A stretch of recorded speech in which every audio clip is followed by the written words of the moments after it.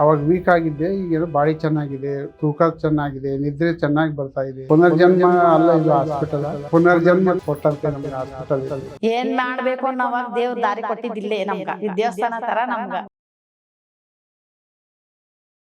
ನನ್ನ ಹೆಸರು ಗಂಗಾಧರ್ ಅಂತ, ಬಳ್ಳಾರಿಯಿಂದ. ಗಂಗಮ್ಮ ಅಂತ. ಈಗ 51 ಪ್ರೆಸೆಂಟು ಬಾಯಲ್ಲಿ ಒಂದು ಗಡ್ಡೆ ಆದಂಗೆ ಆದಿತ್ತು, ಗುಳ್ಳೆ. ಆ ಗುಳ್ಳೆ ಎದಕ್ಕೆ ಬಂದಿದೆ ಅಂತ ನಾವು ಹಾಸ್ಪಿಟ್ಲಿಗೆ ಹೋದ್ವಿ. ಅವ್ರು ನೋಡಿದ್ರು, ನೋಡಿ ಅವ್ರಿಗೇನು ಸ್ವಲ್ಪ ಡೌಟ್ ಬಂದು, ನೀವು ದೊಡ್ಡ ಹಾಸ್ಪಿಟ್ಲ್, ಜಿಲ್ಲಾ ಆಸ್ಪತ್ರೆಗೆ ಹೋಗ್ರಿ ಅಂತ ಕನ್ಫರ್ಮೇಷನ್ ಮಾಡಿದ್ರು. ಬಯಾಪ್ಸಿ ಬಂದಮೇಲೆ ಕನ್ಫರ್ಮೇಷನ್ ಮಾಡಿದ್ರು. ಅದು ನೆಕ್ ಆ್ಯಂಡ್ ಹೆಡ್ ಕ್ಯಾನ್ಸರು, ಅದು ಇತ್ತು ಟೊಬಾಕೋಯಿಂದ ಬಂದಿದೆ ಅಂತ ಹೇಳಿದ್ರು. ಗೊತ್ತಾಯಿತು. ಅಲ್ಲಿ ಒಂದು 20 ಡೇಸ್ ನೋಡ್ತೀವಿ, ಸ್ವಲ್ಪ ರಿಸಲ್ಟ್ ಏನು ಅಷ್ಟು ಅನಿಸಿಲ್ಲ. ನಾವು ಇಲ್ಲಿ ಬಂದು ಒಂದು 20 ಡೇಸ್ ಎಲ್ಲ ರಿಪೋರ್ಟ್ಸ್ ಎಲ್ಲ ಮಾಡಿದ್ಮೇಲೆ ಸರ್ಜರಿ ಮಾಡ್ತೀವಿ ಅಂದರು. ಸರ್ಜರಿ ನಮಗೇನೋ ಸ್ವಲ್ಪ ಅವಾಯ್ಡ್ ಮಾಡ್ಬೇಕು ಅನಿಸ್ತು.